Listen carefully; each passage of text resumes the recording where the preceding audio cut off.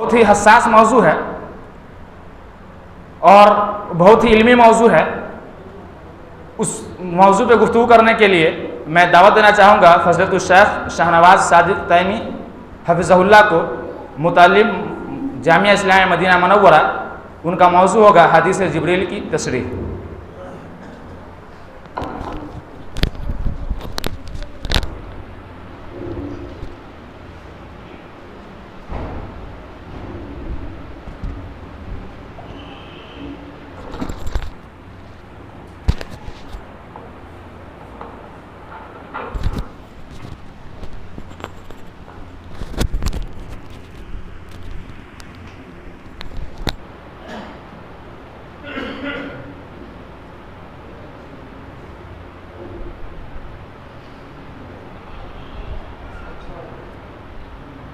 السلام علیکم ورحمۃ اللہ وبرکاتہ. الحمد للہ رب العالمین والعاقبۃ للمتقین ومن تبعهم بإحسان إلی یوم الدین. اما بعد فاعوذ باللہ من الشیطان الرجیم. بسم اللہ الرحمن الرحیم. الحمد للہ رب العالمین. وقال النبی صلی اللہ علیہ وسلم عن عمر بن الخطاب رضی اللہ تعالی عنہ قال بین نحن عند رسول اللہ صلی اللہ علیہ وسلم ذات یوم اذ طلع علینا رجل شدید بیاض الثياب شدید سواد الشعر لا يرى علیہ اثر السفر ولا يعرفه منا احد حتى جلس الى النبي صلی اللہ علیہ وسلم فاسند ركبتيه الى ركبتيه ووضع كفيه على فخذيه وقال يا محمد اخبرني عن الاسلام. قال الاسلام ان تشهد ان لا اله الا الله وان محمد رسول الله وتقيم الصلاه وتؤتي الزكاه وتصوم رمضان وتحج البيت ان استطعت اليه سبيلا. قال صدقت. قال فعجبنا له يسأله ويصدقه. قال فأخبرني عن الإيمان. قال أن تؤمن بالله وملائكته وكتبه ورسله واليوم الآخر وتؤمن بالقدر خيره وشره. قال صدقت. قال فأخبرني عن الإحسان. قال أن تعبد الله كأنك تراه فإن لم تكن تراه فإنه يراك. قال فأخبرني عن الساعة. قال ما المسؤول عنها بأعلم من السائل. قال فأخبرني عن أماراتها. قال أن تلد الأمة ربتها وأن ترى الحفاة العراة العالى رعاء الشاة يتطاولون في البنيان. ثم انطلقوا فلبثت مليا. فقال رسول الله صلى الله عليه وسلم أتدري من السائل يا عمر؟ قلت الله ورسوله أعلم. قال فإنه جبريل أتاكم يعلمكم دينكم. رواہ مسلم. حاضرین، مکمل حدیث جو ہم نے آپ کے سامنے پیش کی مسلم شریف میں حضرت عمر ابن خطاب راوی حدیث ہے. ان کی روایت سے یہ پوری حدیث مسلم شریف میں موجود ہے. اس حدیث کو حدیث جبرائیل کہا جاتا ہے. اس سے پہلے اپنی بات شروع کرنے سے پہلے میں سب سے پہلے اللہ رب العالمین کا شکریہ ادا کرتا ہوں. پھر جن لوگوں نے مجھے دعوت دی ان کا شکریہ، بطور خاص نثار صاحب ہیں، کامران صاحب ہیں، اس طرح کے جو لوگ بھی ہمارے بھائی صاحب سامنے بیٹھے ہوئے ہیں، کافی محنت کر رہے ہیں. اللہ پاک ان تمام کی محنت کو قبول فرمائے. اور جو لوگ یہاں بیٹھے ہوئے ہیں، میں پوری ذمہ داری کے ساتھ بات کرتا ہوں. مسلم شریف کی حدیث ہے مجتمع قوم فی بیت من بیوت اللہ یتلون کتاب اللہ ویتدارسونہ الا نزلت علیہم السکینہ وغشیتہم الرحمہ وحفتہم الملائکہ وذکرہم اللہ فی من عندہ.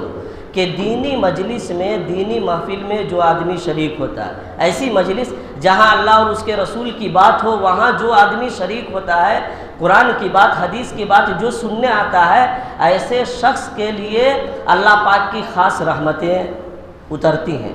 ایسے شخص کے لیے فرشتے پر بچھاتے ہیں. ایسے شخص کا تذکرہ آسمان میں فرشتے کرتے ہیں. تو آپ اس روئے زمین پر مقدس لوگوں میں ہیں. اس وقت آپ کا تذکرہ آسمان میں ہو رہا ہے.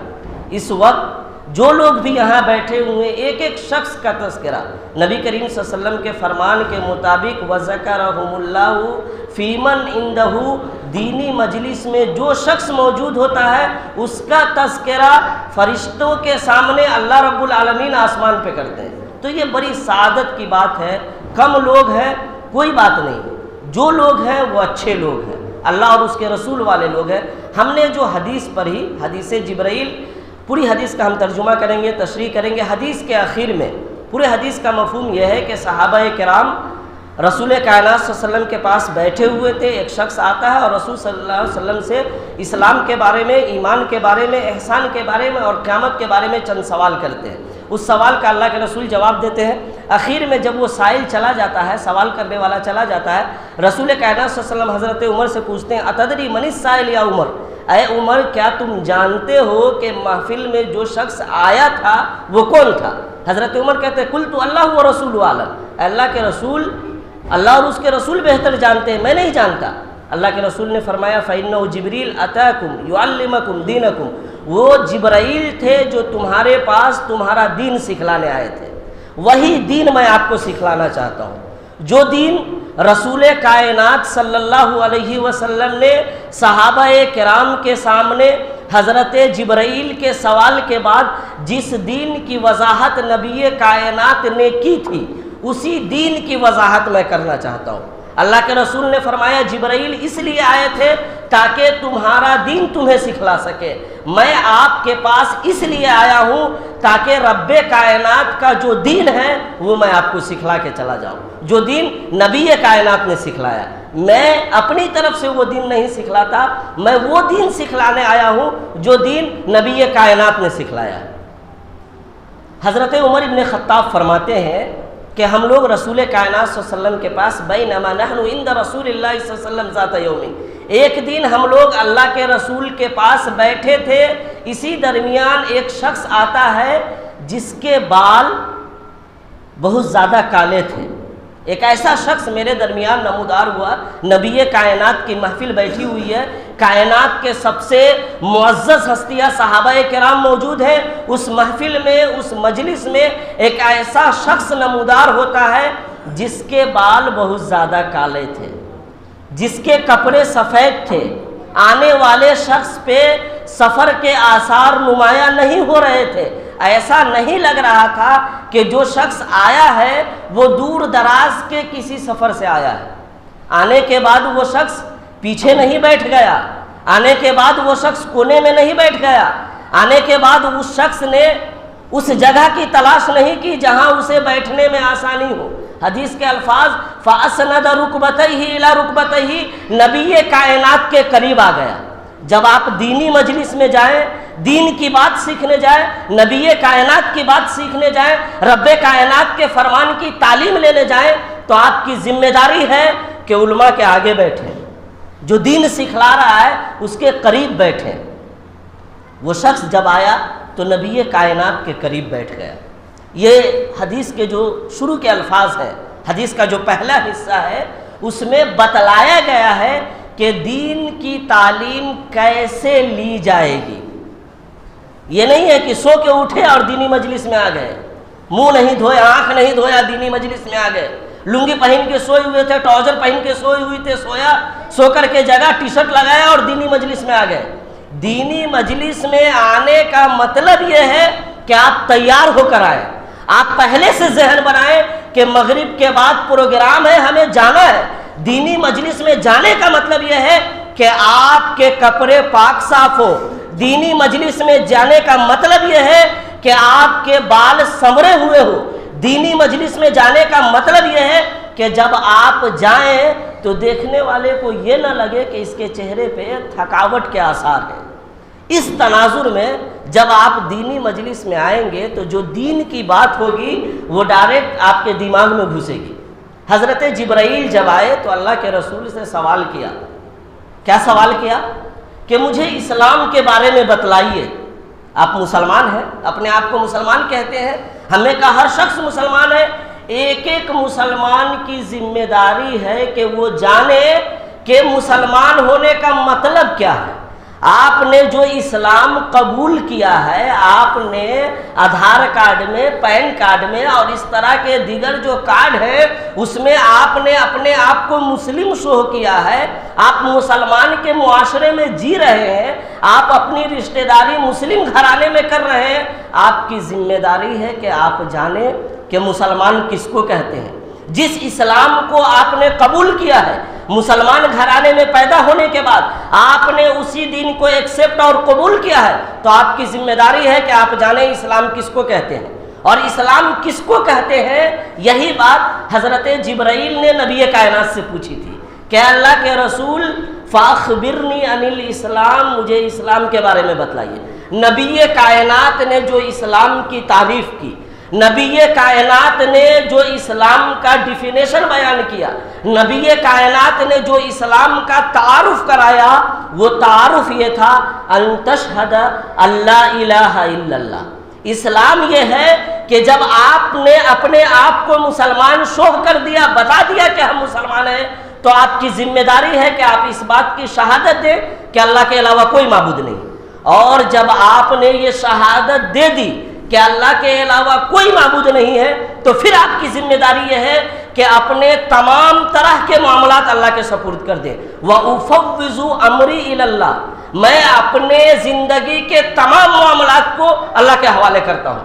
مولانا نے کہا کہ رسول کائنات صلی اللہ علیہ وسلم نے بچے کو تعلیم دی، وَإِذَا سَأَلْتَ فَاسْأَلِ اللَّهِ، جب مانگو تو اللہ سے مانگو، وَإِذَا اسْتَعَنْتَ فَاسْتَعِنْ بِاللَّهِ، اور جب مدد طلب کرو تو اللہ سے طلب کرو۔ اسلام لانے کا مطلب یہ ہے کہ آپ جب جھکیں تو اللہ کے آگے جھکیں، جب آپ بیمار پڑے تو شفا کا مطالبہ اللہ سے کریں۔ اسلام لانے کا مطلب یہ ہے کہ آپ کی زندگی کا ایک ایک پل، ایک ایک لمحہ اسلام کے مطابق گزرے۔ معاشرے کا جائزہ لیجئے، کتنے لوگ توحید کے معاملے میں مضبوط ہیں، شادی ہوا 2 سال ہوا اولاد نہیں ہوئی، پتہ نہیں ہم کن کن درباروں کا چکر لگاتے ہیں، 1 ہفتہ 10 دن میں اگر کوئی بیماری ٹھیک نہیں ہوئی، ہم ہاتھ میں گلے میں پتہ نہیں کس طرح کے دھاگے لٹکاتے ہیں، اور آپ اپنے آپ کو کہیں گے ہم مسلمان ہیں۔ اسلام اگر آپ نے قبول کیا ہے، اگر آپ اپنے آپ کو مسلمان کہتے ہیں، تو آپ کو اپنے تمام معاملات اللہ کے سپرد کر دینے۔ وَإِذَا مَرِضْتُ فَهُوَ يَشْفِينِ، حضرت ابراہیم علیہ السلام نے کہا جب میں بیمار ہوتا ہوں تو وہی اللہ شفا دیتا ہے۔ آپ اگر بیمار ہوتے ہیں تو تعویذ میں شفا نہیں ملتی ہے، آپ اگر بیمار ہوتے ہیں کالا دھاگا، پیلا دھاگا اور اس طرح کی جو چیزیں، اس میں کبھی بھی شفا نہیں مل سکتی۔ حضرت عمر ابن خطاب کا میں ایک واقعہ بیان کر دوں کہ اللہ سے مانگنا ہے، اللہ سے لو لگانا ہے، اللہ کے علاوہ کوئی آپ کو کچھ نہیں دے سکتا۔ اس طرح کے جتنے دعویٰ کرنے والے لوگ ہیں وہ پیٹ پجاری مولوی ہیں، اس طرح کے جتنے دعویٰ کرنے والے لوگ ہیں وہ آپ کو اندھیرے میں رکھے ہوئے ہیں۔ حضرت عمر ابن خطاب فرماتے ہیں کہ میں طواف کرنے کے بعد حجر اسود کے پاس کھڑا ہوا اور فرمایا انی اعلم انک حجر، اے پتھر میں جانتا ہوں کہ تیری حیثیت صرف ایک پتھر کی ہے، وہ پتھر جس کے بارے میں روایت آئی ہوئی ہے کہ وہ پتھر جنت سے اترا ہوا ہے، حجر اسود جنت سے آیا ہوا پتھر ہے۔ اس پتھر کے پاس حضرت عمر ابن خطاب کھڑے ہیں اور فرماتے ہیں انی اعلم انک حجر، اے پتھر میں جانتا ہوں کہ تیری حیثیت صرف اور صرف ایک پتھر کی ہے، عام پتھر کی جو حیثیت ہے وہی پتھر حجر اسود کی ہے۔ لا تضر ولا تنفع، نہ تو نفع پہنچا سکتا ہے نہ نقصان پہنچا سکتا ہے۔ ولولا انی رأیت النبی صلی اللہ علیہ وسلم یقبلک ما قبلتک، اگر میں نے اپنے نبی یہ محترم صلی اللہ علیہ وسلم کو تیرا بوسہ لیتے ہوئے نہ دیکھتا، ما قبلتک، تو میں تجھے بوسہ نہ دیتا۔ جب جنت سے آئے ہوئے پتھر کو حضرت عمر ابن خطاب کہتے ہیں کہ تو نفع نقصان نہیں پہنچا سکتا ہے، تو یہ مولوی جو نہ پابندی سے نماز پڑھتے ہیں، یہ مولوی جن کی اولادیں بگڑی ہوئی ہے، یہ مولوی جنہوں نے طرز زندگی کو اسلامی سانچے میں نہیں ڈالا ہے، اس سے جا کر کے آپ تعویذ لے آتے ہیں، اجمیر جا کر کے آپ دھاگا لے آتے ہیں اور آپ سمجھتے ہیں کہ ہمیں نفع اور نقصان مل جائے گا۔ جس تعویذ کے بارے میں نبی کائنات نے کیا فرمایا، من علق تمیمۃ فقد اشرکا، جس نے کسی بھی تعویذ کو گلے میں لٹکایا، جس نے کسی بھی ہرے دھاگا، پیلے دھاگا، رنگین دھاگے کو اپنے ہاتھ میں پاؤں میں لٹکایا، فقد اشرکا، اس نے شرک کر لیا۔ جب آپ نے شرک کر لیا، تعویذ پہن لیا، اس کا مطلب یہ ہے کہ آپ نے شرک کر لیا۔ آپ نے دھاگا پہن لیا، اس کا مطلب یہ ہے کہ آپ نے شرک کر لیا، اور آپ اپنے آپ کو مسلمان کہہ رہے ہیں۔ ایک طرف آپ شرک کر رہے ہیں اور دوسری طرف آپ کہہ رہے ہیں کہ ہم مسلمان ہیں۔ ایک طرف آپ شرک کر رہے ہیں اور اپنے بیٹا کی شادی کے لیے مسلمان گھرانے میں بیٹی تلاش کر رہے ہیں۔ ایک طرف آپ شرکیہ عمل کر رہے ہیں اور آپ چاہ رہے ہیں کہ آپ کی اولاد سدھر جائے۔ آپ کی اولاد کبھی نہیں سدھرے گی۔ ان تشہد لا الہ الا اللہ.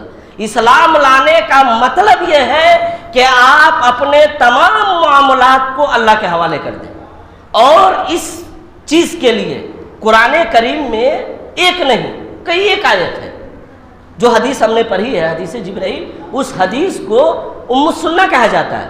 حضرت امام قرطبی فرماتے ہیں ھذا الحدیث یصلح ان یقال له ام السنہ، یہ حدیث اس لائق ہے کہ اسے ام السنہ کہا جائے.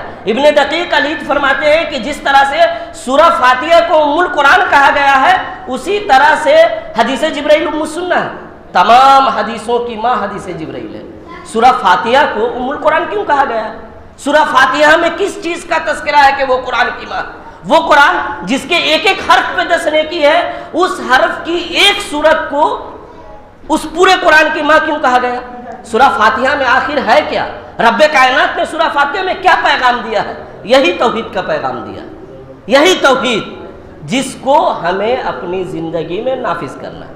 اگر آپ کی زندگی میں توحید نہیں ہے، اگر آپ نے شرک کر لیا، آپ لاکھ نماز پڑھ لیں، آپ لاکھ روزہ رکھ لیں، آپ لاکھ صدقہ اور خیرات کر لیں، ان اللہ لا یغفر ان یشرک بہ ویغفر ما دون ذلک لمن یشاء، اللہ صرف شرک کو معاف نہیں کرتا، اس کے علاوہ آپ جتنا گناہ کر لیں اللہ سب کو معاف کر دے گا توبہ کرنے کے بعد، لیکن شرک اللہ معاف نہیں کرے گا. اس لیے جب آپ نے اقرار کر لیا کہ ہم مسلمان ہیں تو آپ کو توحید کو گلے سے لگا لینا ہے. شرک سے ہر حال میں بچنا ہے، چاہے جو ہو جائے. نبی کائنات فرماتے ہیں ان قتلتا او حرقتا فقد اشرک باللہ، قتل کروا دیا جانا منظور کر لینا، ایک ایک بوٹی جسم کا کروا دیا جانا منظور کر لینا، ہاتھ الگ کر دے منظور کر لینا، پاؤں الگ کر دے منظور کر لینا، سر الگ کر دے منظور کر لینا، سر سے کوئی بھیجا نکال دے منظور کر لینا، یا اگر تمہیں آگ میں جلایا جائے تو جل جانا، لیکن شرک نہیں کرنا. ہم اپنی جان قربان کر سکتے ہیں، اپنی جان آگ کے حوالے کر سکتے ہیں، اپنی جان کو تلوار کے نیچے رکھ سکتے ہیں، لیکن ہم شرک نہیں کر سکتے. حقیقی مسلمان وہی ہے جو جان دے دے گا لیکن شرک نہیں کرے گا. ہمارے سے پہلے جو مولانا تھے، علماء کی انبیاء کی تاریخ بتلا رہے تھے، 80 سال 85 سال میں ان کو اولاد نہیں ہوئی، لیکن کبھی بھی وہ کہیں اور نہیں گئے. بڑھاپے کے عالم میں بھی دعا کی تو اللہ سے دعا کی. ہر حال میں آپ کو اللہ سے مانگنا ہے. ان تشہد لا الہ الا اللہ. اسلام لانے کا مطلب یہ ہے کہ آپ کی ذمہ داری ہے کہ آپ کا توحید مضبوط ہو، آپ شرک سے باز رہیں. وَأَنَّ مُحَمَّدَ الرَّسُولُ اللَّهِ، اور آپ مسلمان ہیں تو آپ کی دوسری ذمہ داری یہ ہے کہ آپ اس بات کا اقرار کریں کہ محمد اللہ کے رسول ہیں. اور جب آپ نے اس بات کا اقرار کر لیا کہ محمد اللہ کے رسول ہیں تو محمد کی بات آنے کے بعد کسی کے بات کی کوئی اہمیت نہیں ہوگی. شاہ نواز صادق بھی اگر محمد صلی اللہ علیہ وسلم کی بات کے خلاف کوئی بات کہے تو میری بات رد کر دی جائے گی. نبی کائنات کی بات کیوں مانی جائے گی؟ رسول کائنات کی بات کیوں مانی جائے گی؟ یہ ایک سوال ہے. اس کا سمپل سا جواب یہ ہے کہ نبی کائنات نے اپنی طرف سے کچھ نہیں کہا ہے. نبی کائنات نے بحیثیت نبی بحیثیت رسول اپنی طرف سے کچھ نہیں کہا. قرآن نے کہا ان ہوا الا وحی یوحا، نبی جو بھی بولتے ہیں وہ وحی کے الفاظ ہوتے ہیں، وحی آتی ہے تب بولتے ہیں. اور دوسری جگہ قرآن نے کہا وَلَوْ تَقَوَّلَ عَلَيْنَا بَعْضَ الْأَقَاوِيلِ لَأَخَذْنَا مِنْهُ بِالْيَمِينِ ثُمَّ لَقَطَعْنَا مِنْهُ الْوَتِينَ.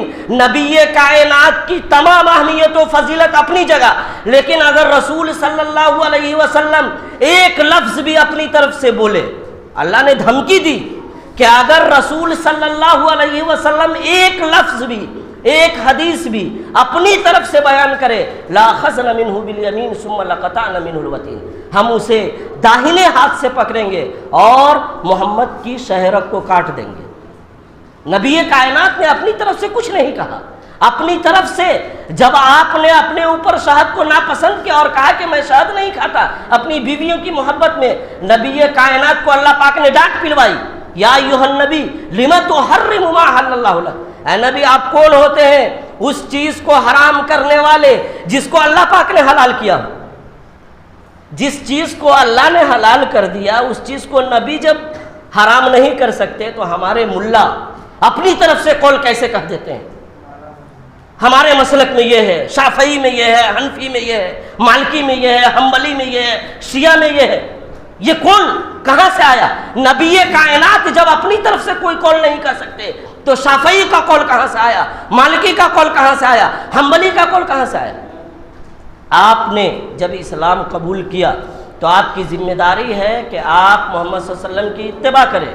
من یطیع الرسول فقد اطاع اللہ، جس نے نبی کائنات کی اتباع کی، اقتداء کی، اس نے اللہ کی اتباع کی، اقتداء کی۔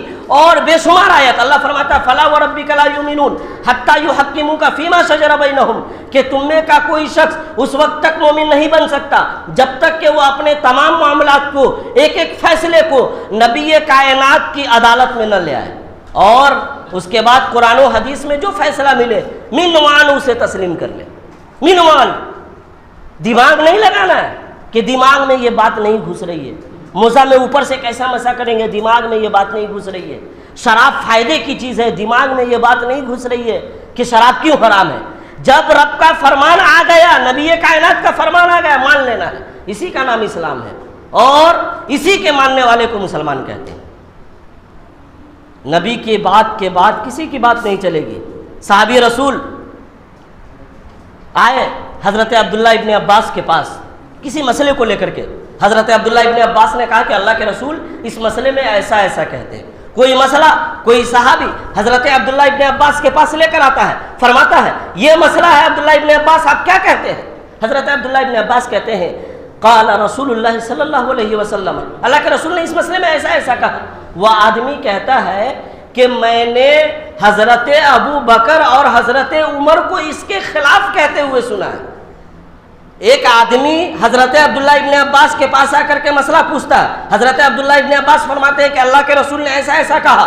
وہ آدمی کہتا ہے کہ اللہ کے رسول نے ایسا ایسا کہا، لیکن حضرت عمر اور حضرت ابو بکر اس کے اپوزٹ حکم لگاتے ہیں۔ حضرت عبداللہ ابن عباس فرماتے ہیں یوشک ان تنزل علیکم حجارۃ من السماء اقول قال رسول اللہ صلی اللہ علیہ وسلم وتقولون قال ابو بکر و عمر، تم پر پتھروں کی بارش ہو، تم ہلاک ہو جاؤ، برباد ہو جاؤ۔ میں کہتا ہوں کہ اللہ کے رسول نے ایسا ایسا کہا، اور تم کہتے ہو ابو بکر اور عمر نے ایسا ایسا کہا۔ نبی کی بات آنے کے بعد جب ابو بکر اور عمر کی نہیں چل سکتی تو پھر اس کے علاوہ کائنات میں کس کی چلے گی؟ کون ہے جو ابو بکر سے زیادہ محترم ہے؟ کون امام ہے جس کا مقام حضرت ابو بکر سے زیادہ ہے؟ کون ولی اور مرشد ہے جو حضرت عمر ابن خطاب سے آگے بڑھ گیا ہوا ہے؟ نبی کی عدالت میں، نبی کے فرمان کے آگے جب ابو بکر اور عمر کی نہیں چل رہی ہے تو بقیہ لوگوں کی کیسے چلے گی؟ آپ نے اسلام لایا ہے، آپ کی ذمہ داری ہے کہ آپ نبی کائنات کی ایک ایک سنت کو لازم پکڑ لیں، ایک ایک سنت کو۔ صحابہ جب گزرتے اور جہاں پر نبی کائنات بیٹھے تھے کسی موقع سے تو صحابہ وہاں اس لیے بیٹھ جاتے کہ یہاں نبی صلی اللہ علیہ وسلم نے بیٹھا تھا، پڑاؤ ڈالا تھا۔ ایک ایک سنت کو جب نبی کا فرمان آ جاتا خاموش ہو جاتے، اور نبی کائنات کے اسی اخلاق کی وجہ سے اسلام پھیلا ہے۔ آپ پوری تاریخ پر جائیے، مکے کی تاریخ پر جائیے، مدینے کی تاریخ پر جائیے۔ مکہ کی 13 سالہ زندگی اور مدینہ کی 10 سالہ زندگی میں اسلام اقوال سے زیادہ افعال سے پہلا ہے۔ نبی کائنات کی سیرت کو دیکھ کر، اخلاق کو دیکھ کر لوگ اسلام قبول کرتے تھے۔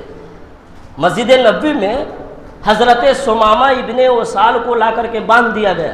یمامہ کے گورنر تھے حضرت ثمامہ بن اسال، مسلمان نہیں ہے، یمامہ کے گورنر ہے۔ مسجد نبوی کے کھمبے میں لا کر باندھ دیا گیا۔ کافر کو مسجد نبوی کے کھمبے میں لا کر باندھ دیا گیا، مطلب یہ ہے کہ کافر مسجد نبوی میں جا سکتا ہے۔ آج اگر کوئی شخص مسجد نبوی کے ارد گرد کوئی کافر جاتا ہے، ہم میں سے کتنے لوگ واویلا مچاتے ہیں کافر کیوں گیا، کافر کیوں گیا؟ نبی کائنات نے ایک کافر کو مسجد نبوی کے کھمبے میں باندھ دیا، کوئی واویلا مچانے والا نہیں۔ ہم میں کا ہر آدمی مفتی ہے، جس کو وضو کرنے کا طریقہ پتہ نہیں وہ بھی مفتی ہے، جس کو جنازے کی دعا یاد نہیں وہ بھی مفتی ہے، جو 2 وقت کی نماز پڑھ لیتا ہے اپنے آپ کو مفتی سمجھتا ہے۔ اور ہم واویلا مچاتے ہیں کہ ایک کافر مدینہ کیوں گیا؟ نبی کائنات نے کافر کو مسجد نبوی کے کھمبے میں باندھ دیا۔ یمامہ کے گورنر تھے، جب گورنر ہے کوئی شخص تو اس کا کھانا پینا اچھا ہوگا، جب کوئی گورنر ہے تو اس کا لباس اچھا ہوگا۔ نبی کائنات نے صحابہ کرام کو تلقین کی تھی کہ جو سمامہ جس کو تم قید کر کے لائے ہو وہ گورنر ہے، اس کا خیال کرنا، اسے اچھا غذا دینا، اچھا کھانا کھلانا، قربان جائیے صحابہ کرام پر، خود بھوکے رہتے لیکن حضرت سمامہ کو کھجور کے بجائے روٹی دیتے۔ اگر صحابہ کھجور کھاتے تو حضرت سمامہ کو روٹی کھلاتے۔ صحابہ کرام نے حضرت سمامہ کی دیکھ ریکھ میں کوئی کمی نہیں کی۔ اللہ کے رسول کل ہو کر مسجد نبی میں تشریف لاتے ہیں، فرماتے ہیں ماذا عندک یا سمامہ، کیا حال ہے سمامہ، کیا ہے تمہارے پاس؟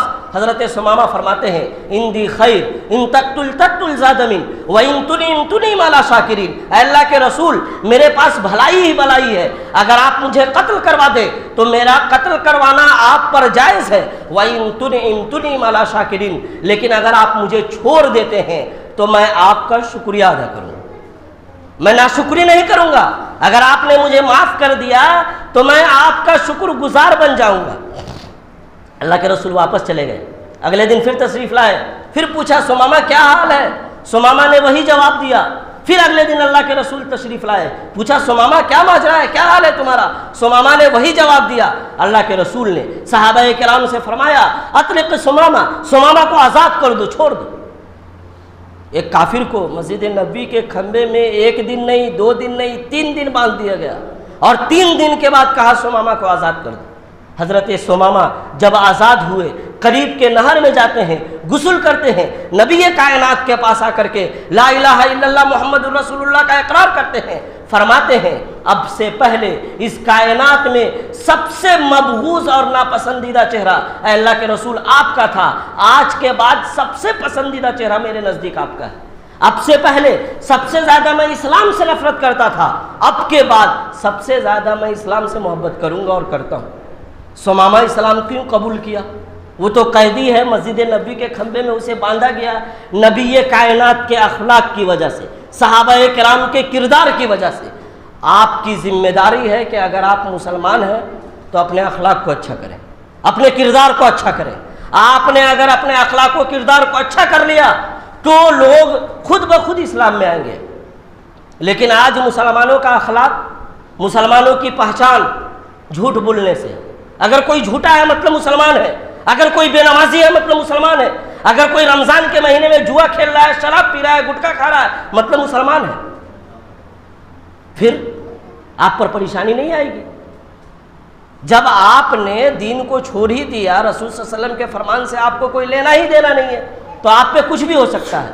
تو اسلام لانے کا مطلب یہ ہے کہ آپ کا توحید مضبوط ہو، نبی کائنات صلی اللہ علیہ وسلم سے آپ سچی محبت کریں۔ صحابہ کرام کی ایک نہیں انیک مثالیں موجود ہیں۔ صحابہ کرام نے اپنی جانیں دے دی، صحابہ کرام نے مکہ کی اپنی پوری جائیداد چھوڑ دی۔ مکہ سے صحابہ ہجرت کر کے جب مدینہ گئے تو کچھ لے کر نہیں گئے، گھر کو چھوڑ دیا، بیوی بال بچے کو چھوڑ دیا، سب کچھ چھوڑ دیا۔ کس لیے چھوڑا؟ ایمان کے لیے، نبی کائنات کی محبت میں۔ اور اسلام لانے کا مطلب یہ ہے وَتُقِيمَ الصَّلَاةَ، کہ آپ نماز قائم کریں۔ کوئی آدمی مسلمان ہو اور نمازی نہیں ہو یہ تصور نہیں ہے۔ اسلام اور کفر کے درمیان ایک ہی چیز ہے جو فیصلہ کرتی ہے کہ کون کافر ہے اور کون مسلمان ہے، وہ نماز ہے۔ اور جو نمازی ہے، جو آدمی نماز کا اہتمام کرتا ہے، وہ کل قیامت کے دن اللہ کے رسول صلی اللہ علیہ وسلم کے ساتھ جنت میں ہوگا۔ جہاں پر اللہ کے رسول ہوں گے وہاں نمازی لوگ ہوں گے۔ حضرت کعب اسلمی، مسلم شریف کی روایت ہے، حضرت کعب اسلمی فرماتے ہیں کنت اخدم رسول اللہ صلی اللہ علیہ وسلم، میں رسول صلی اللہ علیہ وسلم کی خدمت کیا کرتا تھا، میں آپ صلی اللہ علیہ وسلم کی خدمت پہ مامور تھا۔ ایک دن میں نے وضو کے لیے آپ کے لیے پانی لایا، آپ صلی اللہ علیہ وسلم نے فرمایا یا کعب سل، اے کعب مانگو، کچھ مانگو۔ حضرت کعب فرماتے ہیں اسألک مرافقتک فی الجنہ، اے اللہ کے رسول میں چاہتا ہوں کہ میں جنت میں آپ کے ساتھ رہوں۔ حضرت کعب سے اللہ کے رسول کہہ رہے مانگو، اور کعب کیا مانگ رہے ہیں؟ حضرت کعب کیا مانگ رہے ہیں؟ اگر آپ سے کوئی بادشاہ کہے مانگو تو آپ کیا مانگیں گے؟ جائزہ لیجئے، ہم مانگنے میں حلال و حرام کی تمیز کھو بیٹھتے ہیں، ہم کسی کے دروازے پر جاتے ہیں اور اس سے لینے میں ہم یہ بھول جاتے ہیں کہ ہم جو مال لے رہے ہیں وہ جائز مال لے رہے ہیں کہ ناجائز مال لے رہے ہیں۔ اللہ کے رسول فرماتے ہیں حضرت کعب سے مانگو۔ حضرت کعب کہتے ہیں کہ میں جنت میں آپ کے ساتھ رہنا چاہتا ہوں۔ اللہ کے رسول نے فرمایا او غیر ذالک، اس کے علاوہ مانگو، جنت میں میرے ساتھ رہنا چاہتے ہو، اس کے علاوہ کچھ مانگو۔ حضرت کعب فرماتے ہیں اب مجھے کچھ نہیں چاہیے، میں جنت میں آپ کے ساتھ رہنا چاہتا ہوں بس، اور میں آپ سے کچھ نہیں مانگوں گا۔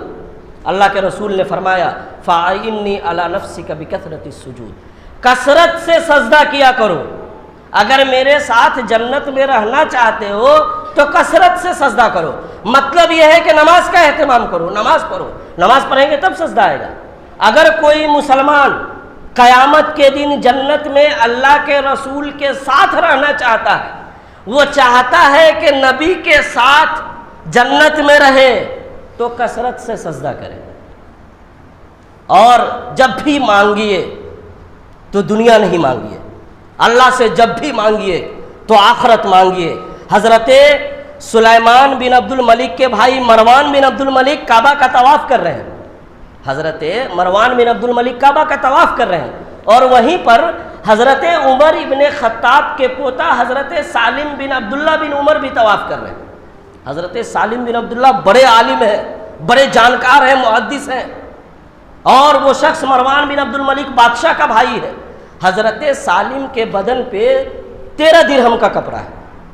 جب بادشاہ کے بھائی نے حضرت عمر ابن خطاب کے پوتے کی یہ حالت دیکھی تو فرمایا سلنی حاجتن، کوئی حاجت ہے تو مجھ سے مانگو، میں تجھے دوں گا، میں بادشاہ کا بھائی ہوں۔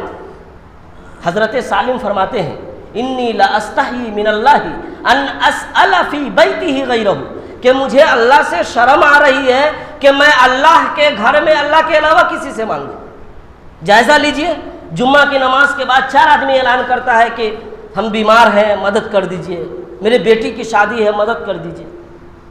اسلام میں مانگنے کا کوئی تصور نہیں ہے۔ اسلام کی یہ جو ڈیفینیشن ہے اس میں آگے زکوٰۃ کا معاملہ آ رہا ہے۔ زکوٰۃ کا اگر صحیح نظام قائم ہو جائے، اسلام میں فقیری نہیں ہے۔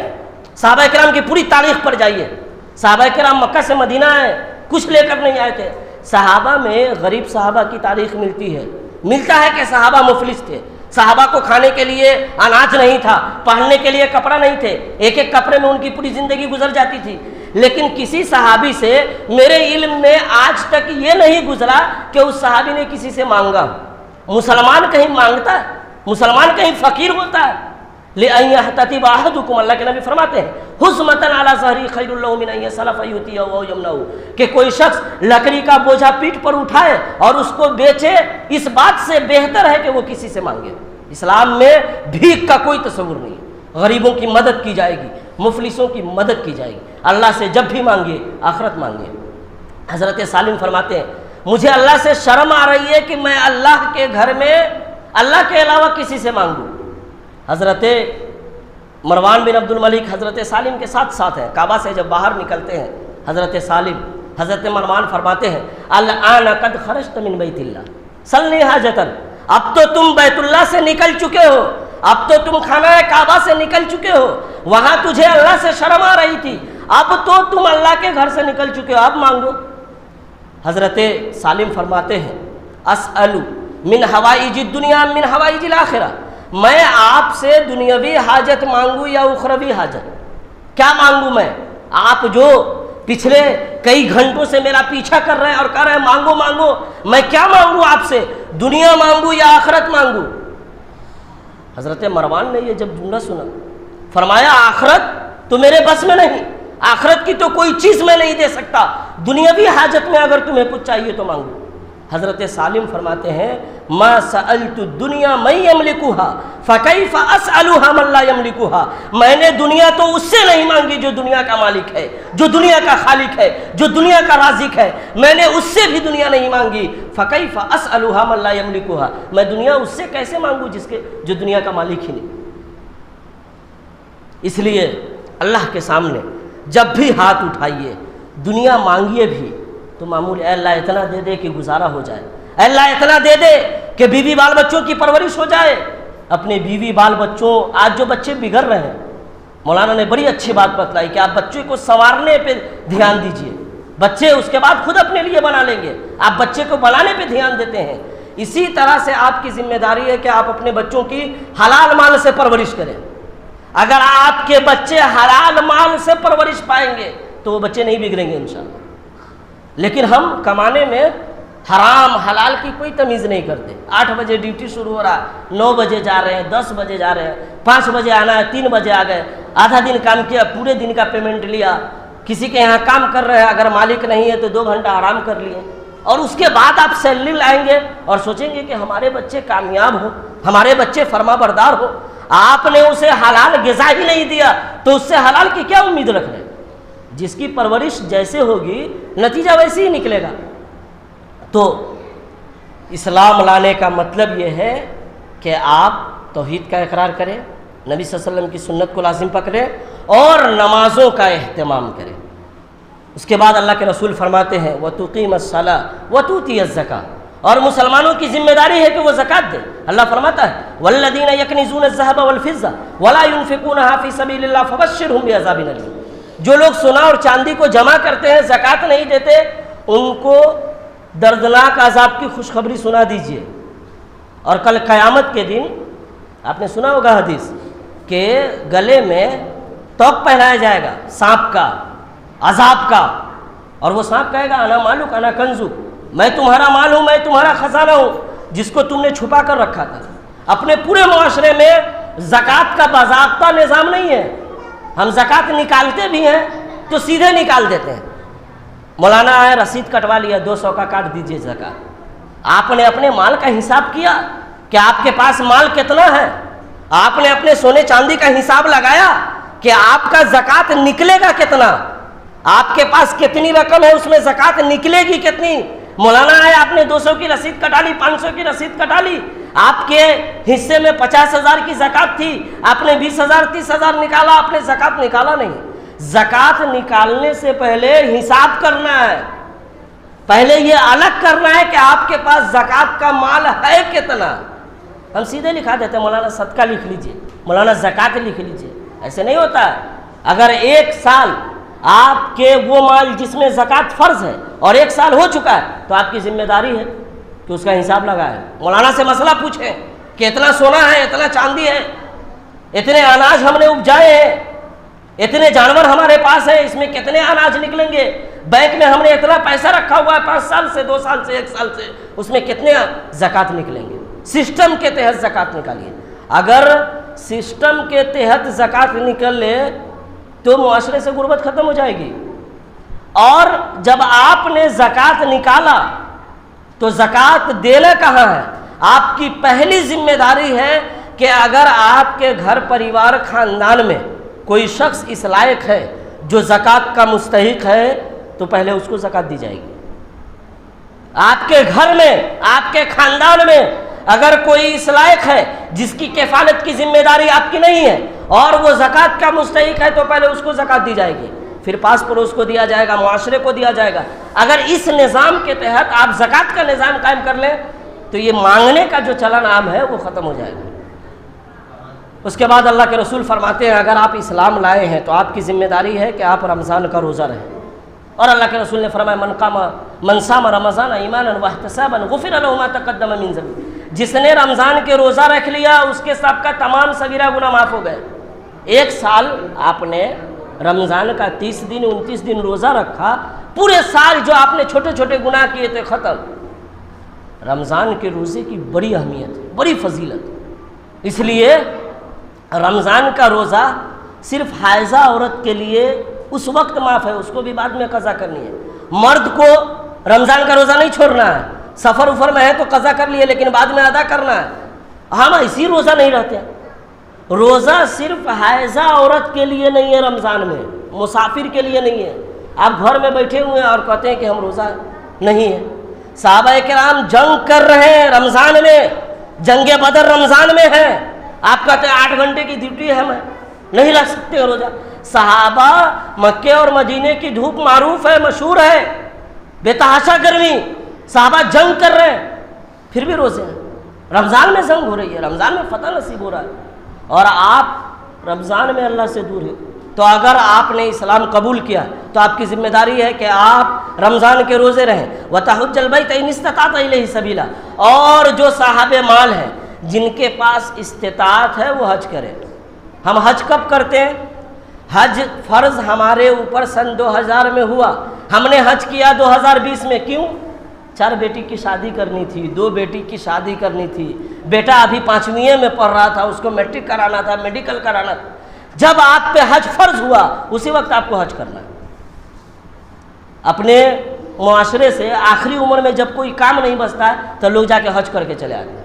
آخری عمر میں جائیں گے نا, حج کر کے آنے کے بعد جھوٹ نہیں بولنا ہے, حج کر کے آنے کے بعد نمازوں پڑھنا ہے. اب یہ حج کر لیں گے تو اتنا نیکی کیسے کر پائیں گے؟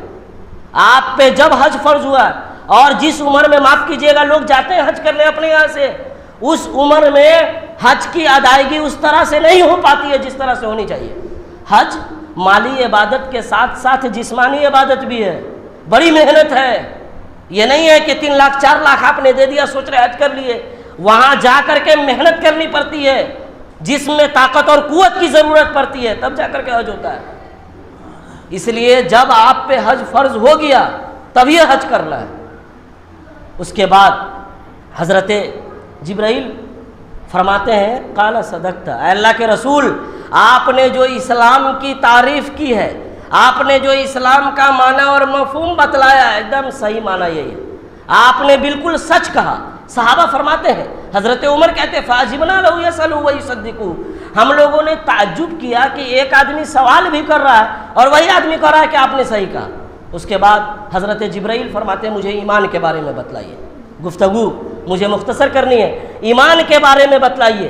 ایمان 6 چیزوں کا نام ہے, اسلام 5 چیز کا نام ہے. اللہ کی شہادت کا اقرار, نبی کائنات کی شہادت کا اقرار, نماز, روزہ اور حج. اور ایمان 6 چیز کا نام ہے.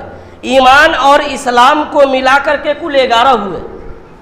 ان تؤمن باللہ وملائکتہ وکتبہ ورسلہ والیوم الآخر وتؤمن بالقدر خیرہ وشرہ.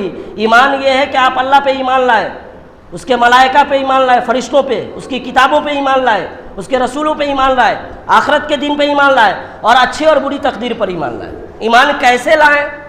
ایمان لانے کی کیفیت کیا ہوگی؟ علماء نے لکھا ہے حدیث کی شرح میں, اقرار باللسان, تصدیق بالجنان, عمل بالارکان. یہ جو 6 معاملہ ہے, ایمان کے جو 6 ارکان ہیں, اس کو دل سے آپ تصدیق کریں کہ ایک دم صحیح ہے, اس میں کسی طرح کی کمی نہیں ہے, اور دل سے تصدیق کرنے کے بعد زبان سے اقرار کریں. یہاں اس بات پہ جھگڑا ہے کہ نیت دل سے کی جائے گی کہ زبان سے کی جائے گی. جھگڑا اس بات پہ ہونی چاہیے کہ ایمان کا اقرار دل کے ساتھ ساتھ زبان سے بھی کرنا ہے.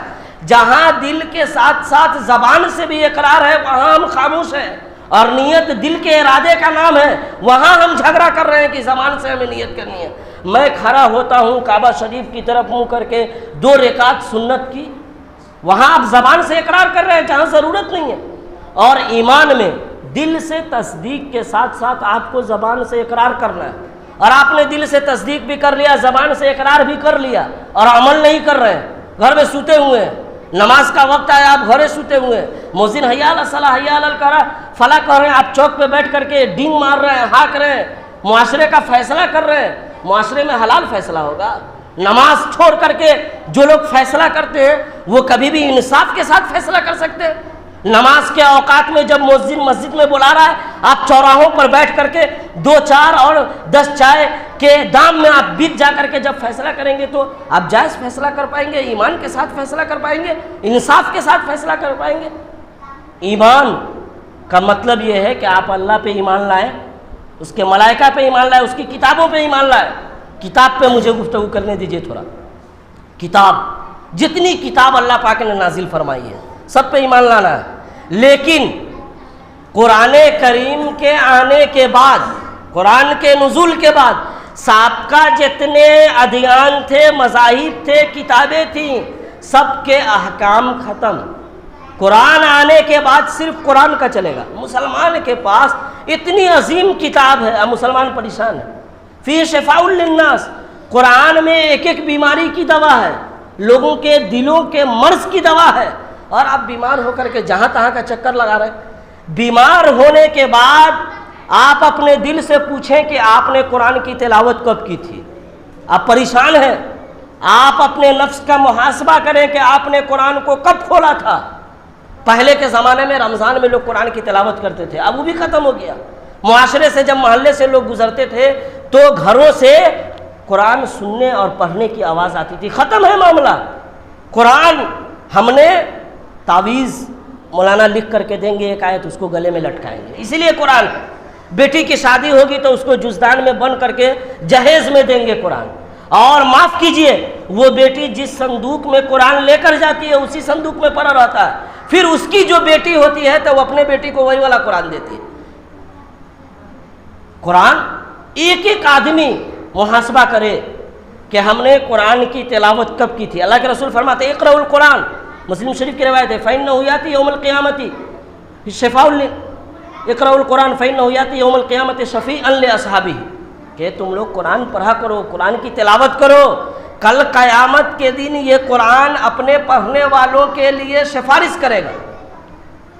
ایک ایک حرف پہ 10 نیکی ہے. دنیا کی پہلی کتاب جس کو پڑھنے پہ آپ نے اگر الحمدللہ رب العالمین کہا, آپ نے 100 نیکی کما لی. آپ نے پورا سورہ فاتحہ پڑھ لیا, ہزاروں نیکی آپ نے کما لی. لیکن ہم پڑھنے کو تیار نہیں. صحابہ اللہ کے رسول کے پاس آئے, غریب صحابہ ہے اللہ کے رسول, ساری نیکی تو جو مالدار صحابہ ہے وہ لے گئے, حج وہ کر رہے ہیں, زکوٰۃ وہ دے رہے ہیں, صدقہ وہ کر رہے ہیں, خیرات وہ کر رہے ہیں, ساری نیکی تو مالدار صحابہ کر رہے ہیں, ہم غریب کیا کریں. اللہ کے رسول نے فرمایا کہ تم ذکر و اذکار کرو, سبحان اللہ کہو, الحمدللہ کہو. اگر کوئی شخص فجر کی نماز کے بعد مصلے پہ بیٹھا رہے یہاں تک کہ چاشت کا وقت آ جائے اور چاشت کی وہ 2 رکعت نماز پڑھ لے, گویا اس نے حج اور عمرہ کر لیا. جو آدمی فجر کی نماز کے بعد ذکر و اذکار میں مشغول رہے یہاں تک کہ چاشت کا وقت آ جائے اور پھر وہ چاشت کی 2 رکعت نماز پڑھے, گویا اس نے حج اور عمرہ کر لیا. امیر آدمی مکہ مدینہ جا کے حج کر رہے, غریب اگر حج کرنا چاہتے ہیں تو چاشت کی نماز پڑھیں, حج کے برابر ثواب ہے, عمرہ کے برابر ثواب ہے. کہاں ہیں آپ؟ قرآن سے اپنا رشتہ مضبوط کیجئے, نظام بنائیے کہ ڈیلی ایک آیت ہی صحیح پڑھیں گے, ایک آیت ہی صحیح یاد کریں گے. کتنے لوگ ہیں, معاشرے کا جائزہ لیجئے, ڈاکٹر ہے, انجینئر ہے, فلاسفر ہے, وکیل ہے, سورہ فاتحہ یاد نہیں ہے, باپ کی جنازہ پڑھ رہا ہے, جنازے کی دعا یاد نہیں ہے. لوگ سوال کریں گے مولانا سے, مولانا لوگ سوال عجیب کرتے ہیں. اس حدیث میں سوال کرنے کا طریقہ بھی ہے کہ سوال کیسے کرنا ہے, کیسا سوال کرنا ہے. آج لوگ سوال کریں گے امام صاحب سے, امام صاحب نوح علیہ السلام کے نانی کا کیا نام تھا؟ مولوی صاحب سر کھجلا رہے امام صاحب, اور اس کے بعد یہ نالائق بیوقوف چوک چوراہوں پر جا کر کے ہنگامہ کرے گا کہ جو نئے امام صاحب آئے نا ان کو صلاحیت نہیں ہے, نہیں کچھ ہو جانتے ہیں, ایک وہ سوال کیے ہیں جواب نہیں دے سکے. اس نالائق اور ناہنجار سے پوچھئے کہ اس کو جنازے کی دعا یاد ہے کہ نہیں. اس کو جنازے کی دعا یاد نہیں ہوگی, اس کو وضو کا طریقہ یاد نہیں ہوگا, اس کو سورہ فاتحہ یاد نہیں ہوگا. وہ نماز میں کھڑا ہو کر کے پنکھا کی طرف دیکھتا ہوگا, لیکن وہ کبھی یہ نہیں پوچھے گا کہ امام صاحب وضو کیسے کرنا ہے, اے امام صاحب نماز میں کیسے کھڑا ہونا ہے, اے امام صاحب رکوع میں کیا پڑھنا ہے, یہ سب نہیں پوچھے گا وہ. اس لیے ایمان لانے کا مطلب یہ ہے کہ آپ اپنا رشتہ کتابوں سے مضبوط کریں, قرآن سے مضبوط کریں, آخرت کے دن پہ آپ کا ایمان ہو, اچھی اور بری تقدیر پہ آپ کا ایمان ہو. اس کے بعد اللہ کے رسول سے حضرت جبرائیل پوچھتے ہیں کہ مجھے احسان کے بارے میں بتلائیے. آپ نے فرمایا ان تعبد اللہ کأنک تراہ فإن لم تکن تراہ فإنہ یراک, تم اللہ کی اس حال میں عبادت کرو گویا یہ تم یہ تصور کر لو کہ تم اللہ کو دیکھ رہے ہو, اور اگر یہ تصور نہیں کر پاتے ہو تو یہ ضرور تصور کر لو کہ اللہ تم کو دیکھ رہا ہے. اللہ کے سامنے جب آپ کرے ہو تو پورے خشوع خضوع کے ساتھ. آج لوگ اپنی پوری زندگی کا حساب ظہر کی نماز میں کرتے ہیں, عصر کی نماز میں کرتے ہیں, کس کے یہاں کتنا پیسہ باقی ہے, کس کو کیا دینا ہے, کون رشتہ دار کے یہاں گئے تھے, کون رشتہ دار کے یہاں نہیں گئے, اس بار جو قربانی کیے تھے کون کون آدمی کو گوشت دیے, کون کون کا بچ گیا, یہ سارا ہم کہاں سوچتے ہیں نماز میں. اور اللہ کے رسول احسان کی تعریف کر رہے ہیں کہ احسان یہ ہے کہ جب تم اللہ کے سامنے کھڑے ہو عبادت کے لیے تو تم یہ سوچ لو کہ تم اللہ کو دیکھ رہے ہو. اور اگر یہ نہیں سوچ پاتے ہو, تمہارا ذہن اس بات کو ماننے کے لیے تیار نہیں ہے, تو یہ سوچ لو کہ اللہ تم کو دیکھ رہا ہے. اس کے بعد حضرت جبرائیل کہتے ہیں کہ مجھے قیامت کے بارے میں بتلائیے. سوال کر رہے ہیں حضرت جبرائیل, کتنا اچھا سوال ہے. سوال کرنے کا طریقہ سیکھیے, علماء سے کیسا سوال کیا جاتا ہے. حضرت جبرائیل پوچھتے ہیں اللہ کے رسول سے مجھے قیامت کے بارے میں بتلائیے. آپ صلی اللہ علیہ وسلم نے فرمایا مل المسئول عنہا بعلم من السائل, کہ مجھ سائل سے زیادہ مسئول جانتا ہے اس بارے میں. مجھے نہیں معلوم قیامت کب آئے گی, اللہ کے علاوہ کسی کو نہیں پتا کہ قیامت کب آئے گی. حضرت جبرائیل نے کہا فاخبرنی ان اماراتھا, کہ مجھے اس کی چند نشانی کے بارے میں, علامت کے بارے میں بتائیے. آپ صلی اللہ علیہ وسلم نے فرمایا ان تلد الامۃ ربتها وان ترى الحفاة العراة العالة رعاء الشاء يتطاولون في البنيان, کہ قیامت کی نشانی یہ ہے کہ لونڈیاں مالکن کو جنم دیں گی. ایک لونڈی مالک پیدا کرے گی. کیسے ہوگا؟